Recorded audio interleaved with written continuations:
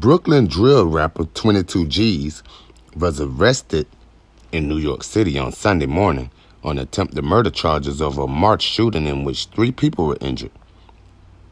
The 24-year-old rapper was taken into custody after he landed at John F. Kennedy Airport as he returned to the city from Atlanta for his scheduled appearance at Sunday's Hot 97 Summer Jam concert festival.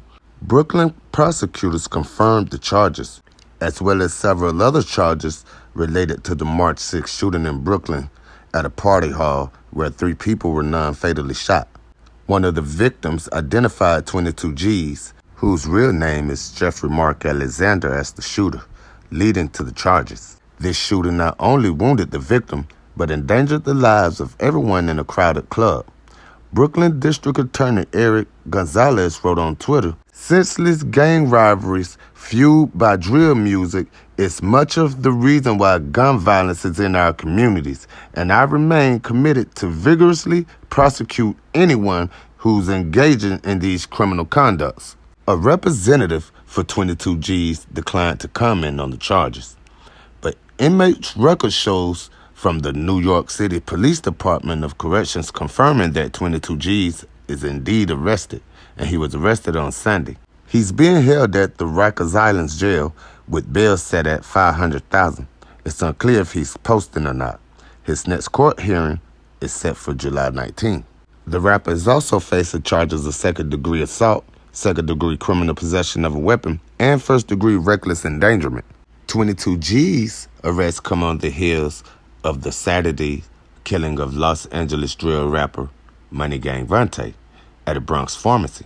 A Vante Frowner, also known as Money Gang Vante, was in New York City to scout out locations for a music video set to be filmed later in the month, when he was stalked, jacked, and killed at the Amazing Community Pharmacy on East Tremont Avenue near Arthur Ave in Tremont about 1:40 p.m. on Thursday. Vante and a friend from California traveling with him were buying over-the-counter eye drops at the pharmacy when 2 of the 4 suspects approached him, wanting to know if he wanted to buy some marijuana. The drill rapper respectfully declined, but the 2 weed sellers and the 2 others outside demanded the rapper give up his money and his gold chain, which carried his signature nameplate. Surveillance footage shows that Vante and the man wearing a white t-shirt and a white do-rag struggling outside the pharmacy as a terrified employee crouches behind the counter.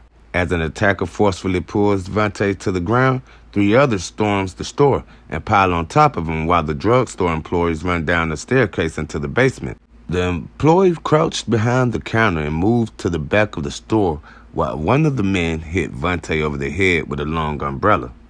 The do-rag wearing assailant fumbled with a gun before he shot the drill rapper several times. As Vante laid on the floor of the pharmacy bleeding, he fired another shot into his chest before he took off with the massive Money Gang Vante nameplate from his neck. He and his friend had arrived in the city Thursday morning, checked into a hotel near the pharmacy and left, but only his companion returned, telling the front desk clerk Vante had been killed.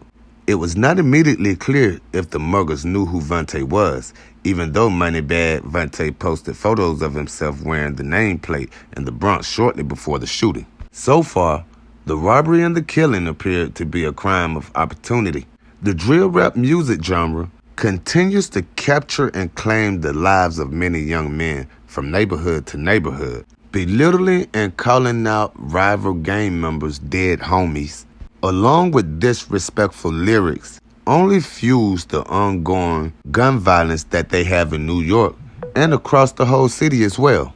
Cops released the images of the muggers in hopes that someone recognizes them. New York City Police Commissioner Kashant Sewell and District Attorney Darcel Clark, along with New York Mayor Eric Adams, is trying to ban drill music across all 5 boroughs. These 3 seems to think that this music and this particular genre is causing the crime to go up across the city. Get in the comments section and let us know your thoughts and feelings on this particular genre of music. So do Clark, Adams, and Sewell have a valid point about this music feuding and aiding and abetting the crime all across the 5 boroughs of New York City? KKK. 12.